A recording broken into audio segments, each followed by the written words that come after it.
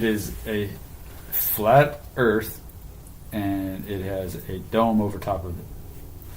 Holy Stephen fucking King. Yeah, and that's so is the dome circle?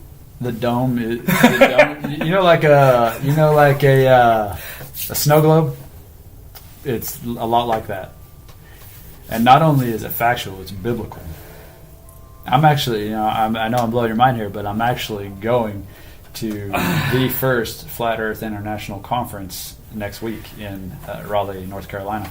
Oh man. Okay, this thing just took a turn. I'm with you on everything. I can get behind. Like I personally am not a religious person, but I'm fascinated with. I went to a private elementary school, right? And my parents weren't religious, but they put me through a private school. Right. So I kind of lived my entire childhood with this dichotomy right. of being spiritual at school, right. coming home and not having that influence as well, and they're not spiritual, but they're just not organized religion. I think it's secular. Yeah, there's differences with secular beliefs, and that's kind of the issue right. there. But then I went through a period through my entire 20s where I was absolutely, if I wasn't agnostic, yeah, it was at least agnostic. Yeah, a lot of it was totally like bullshit. There is no God there. Right. Right. No, I get it. It's a hard thing to grasp. And yeah. Honestly, when I think being a father changes a little bit. Yeah.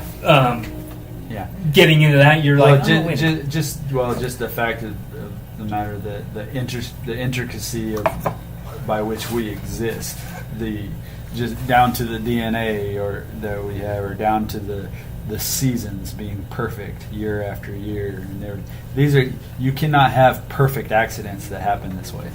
They are obviously divinely created. Yes, but there's also arguments to say that chimpanzees that we see on today's planet are entering the Stone Age. Right. That we had 10,000 years ago. We can see them starting to use basic tools and inventing the wheel on their terms. Yeah, and there's an evolution happening in those primates, and we're just primates that did it first. The truth of the matter is, though, there's not. And you know why there's not is because it's not possible. But the reason people believe it is because they turn on their TV or they read it in some school book, and because what do you mean it's not? It's not. What's not? It's absolutely. What's not? Evolution does not exist. It's a fact that it doesn't exist. And the only reason you believe it is because you've seen it on TV or read it in a book that the powers that be see.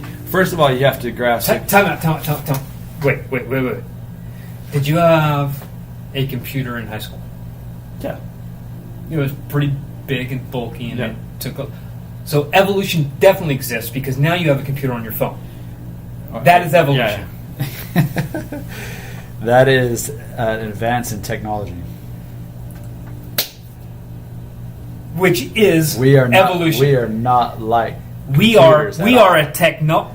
Absolutely, we are. Look, I'll just tell you like this: we could go in circles about this all night long, but it's we are software. Yeah, this is software right here. This right here is hardware, and you might believe that.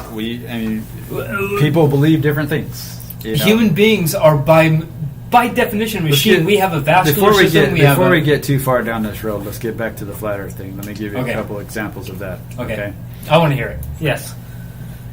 Just as a couple of examples, some things you can look at yourself, and like I tell everybody, you say it's not true, but you've never researched it. So until you look into it the way I have and actually see a different perspective, you can't just say, no, it's not true. This is what I've always known. This is the way it is. That's fine and good, but have you looked at anything anybody's putting out there? Any data, anything? And I would say to go online and look that up. Pull up some YouTube videos, Flat Earth, Truth, whatever. But I've seen independent researchers do things like prove NASA's curvature math for the Earth absolutely wrong. And the reason is, and I can't quote it right now, I'd have to take another look at it, but NASA says for every mile the Earth curves this much. Okay. Well, I watched independent researchers, and he's actually going to be one of the speakers at the conference. Rob Skiba. He started on the opposite side of Lake Michigan from Chicago, 60 miles away, with the high-power zoom lens. Him and his crew. They got on a boat, and they, from 60 miles away, they got the Chicago skyline from base of the buildings to the top of the buildings. Okay. And they start moving across. The whole time, there's no break in the footage or anything, no stoppage in the camera rolling, no break in the video on YouTube, nothing. They go all the way across, and the whole time, the only thing that happens is what they already had in view gets bigger. They don't gain any footage up top of the buildings. They don't gain any footage below. They're on the boat? Now, yes, or on the camera. But yes, from the boat. The boat is going from the opposite shore all the way across to Chicago. How do they do that without waves and shit? That's a big lake. But it was pretty calm. But they kept it. I mean, there's movement, but you had the whole thing in view, and the whole time with the edit, they're showing you.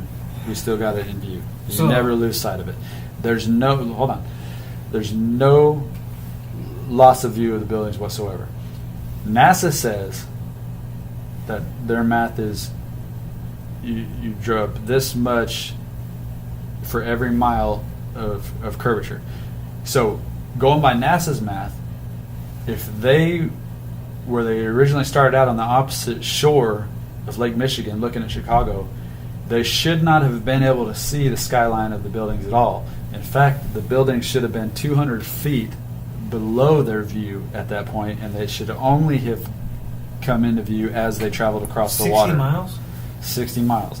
The top of the building should have been at least 200 I think or 200 feet. That sounds to me like it's a misunderstanding of math, because I've been in the Midwest where you can see But it's absolutely not. Where there's no...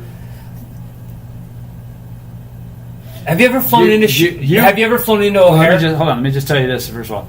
If you're saying you can see stuff a great distance away, that only more so proves a flat Earth. When there's no hills. We live in the Great Northwest here, where everywhere you look there's hills. So the difference is going to be a little bit different. Now, when I flew into Chicago O'Hare last year, 2 years ago, to me that was the most amazing thing I'd ever seen, because it looked like a pop-up book. Yeah. Because you're used to looking down, being around here, and most of the flying I do is from here to California. Right. And you're following mountains or ocean the entire time. And then you come into a city, you see a city, it looks like a city. Yeah. Now, the beauty about the flatness of the Midwest, and this is why I think it is, because this is why that makes more sense in the Midwest, because there's no fucking hills. Yeah. Flying into Chicago, we're sitting there and I can see Lake Michigan. Yeah. And then all of a sudden it looks like a pop-up book. When you open up like those kids' pop-up books and you open the page up and then these buildings start popping up.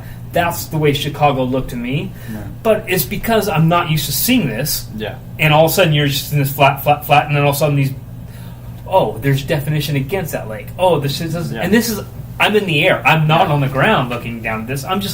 It's a totally different perspective. And I've been on the highway where you looking down and all you see is field, because there's no hill. So you can absolutely see 60 miles away when there's no hill and it's clear visibility. Not according to NASA, though. I think maybe flat earthers have discombobulated some of NASA's formula on that. It's just not the case. There's Do me a favor. Next time. There's no way. Okay, so have you ever looked through a telescope and looked like Saturn? Well, is Saturn a sphere? No. But I can look at Saturn at one point, and the ring.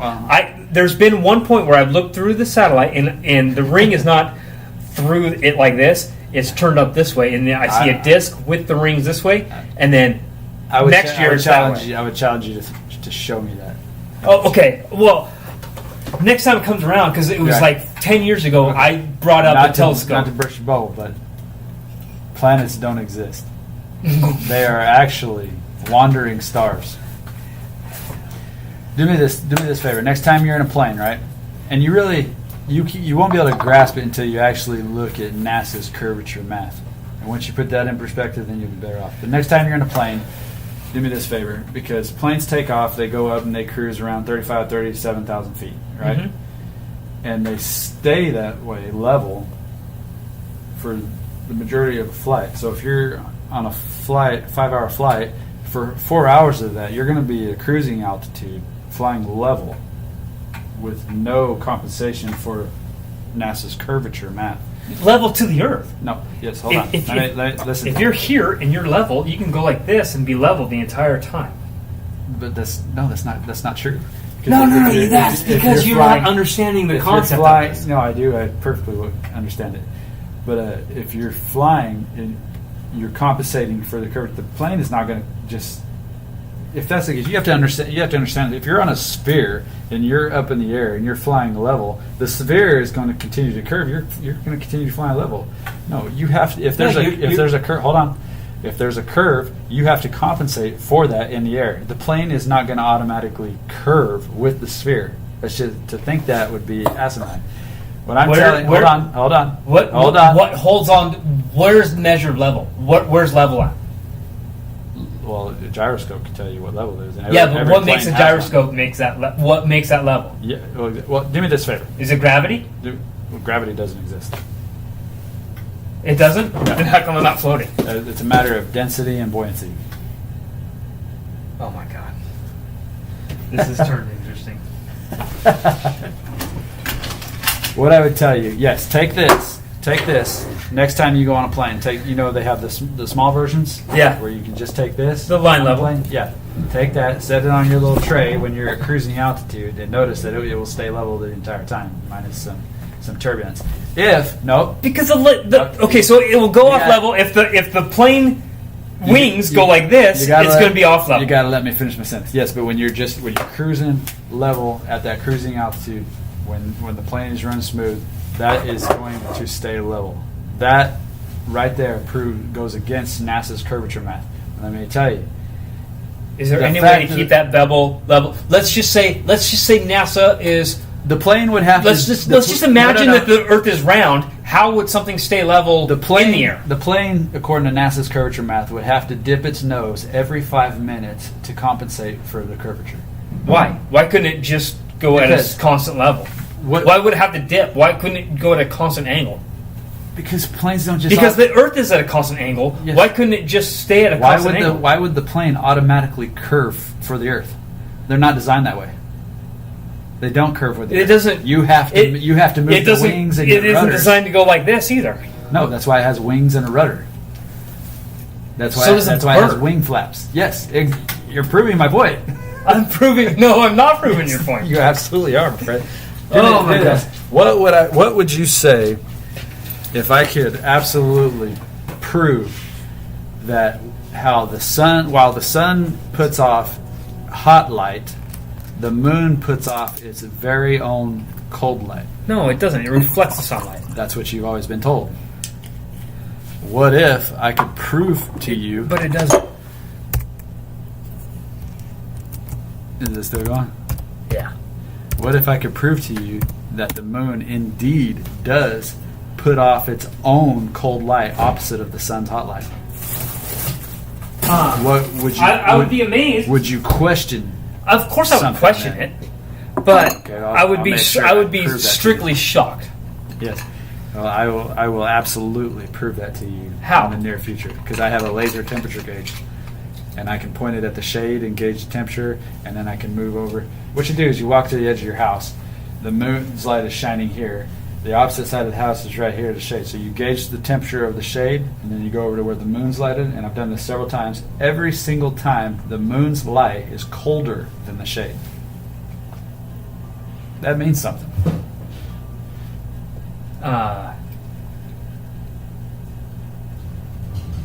So you're saying the light that comes... And we don't revolve around the sun. The sun goes over top around us. Oh, fucking Copernicus over here? No. It's true. And actually, to about... So we're the center of the universe? Absolutely. Oh, my God. Absolutely. Okay. Cy, I love you to death. There's no fucking way, Andy. That's right. I'm gonna send you a link. I'm gonna send